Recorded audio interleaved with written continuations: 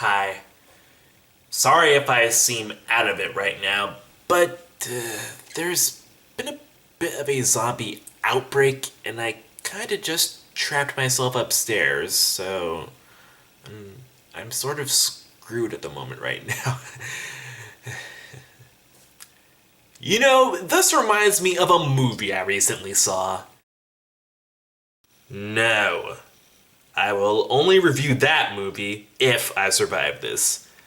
I'm talking about World War Z, the sure to be hit movie based on the best selling novel of the same name. More like loosely based on the best selling novel of the same name. Without further ado, welcome to Short and to the Point, where I review movies in 5 minutes or less or your money back. So, what do I think of the movie? I like it actually. For one matter, these are some of the smartest, and I mean smartest characters in any zombie movie I've seen recently.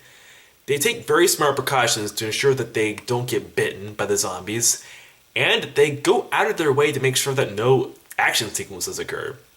Granted, the action sequences all happen by contrived coincidence, but the scenes themselves, they're quite thrilling actually. The zombies move together almost like ants, and when they group together in a mass horde, you are almost certainly going to be screwed. Because let's face it, no matter how much firepower you have, you can't fight this off.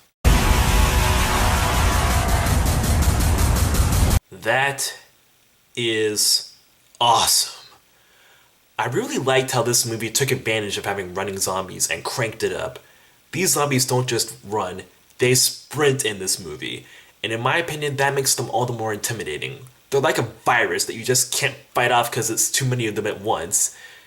Some people will say that walking zombies are more threatening, and I will admit that they are in some circumstances, but in my personal opinion, sometimes walking zombies can just really come across as awkward to fight, okay? Some of the best examples being in Night of the Living Dead and in Dawn of the Dead. Okay, don't bite my head off, those movies are classics, okay? I'm just making a point. Now, I do have some problems with the film, actually.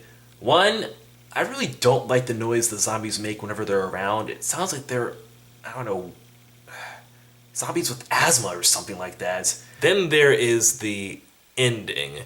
It's not bad, it's just okay.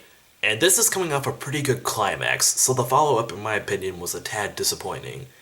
Then again, we can probably owe that to sequel baiting, and we all know there's gonna be another movie. Well, I guess it depends on box office result. Okay, I'm running out of time. The characters. The characters are nothing special. They're just stock characters.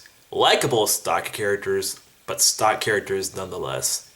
Brad Pitt plays the chosen one, Daniela Cortez plays the action girl, they're all stock. Though I will give the movie its props for giving Brad Pitt's character a family.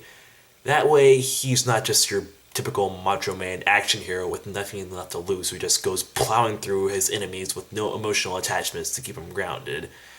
I just wish he and the other characters got fleshed out more. And also, I feel like the film doesn't take full advantage of this being a global event. Sure, we visit other places, but it's not quite enough. Also, the dialogue can get very heavy on the exposition, and that kind of bored me every now and then. However, in spite of that, World War Z is worth a look. It's not everything it could have been, but what the movie gets right, it really gets right. And it spares us a number of cliches, mainly by giving us likable characters. It also throws out the infection period where if someone gets bitten, our characters have to wonder should they shoot them now or later. When you get bitten, you turn in 12 seconds. Top notch World War Z. And of course, there is. I never get tired of watching that. I salute you, special effects team. This has been short and to the point, and I review movies in 5 minutes or less or your money back. And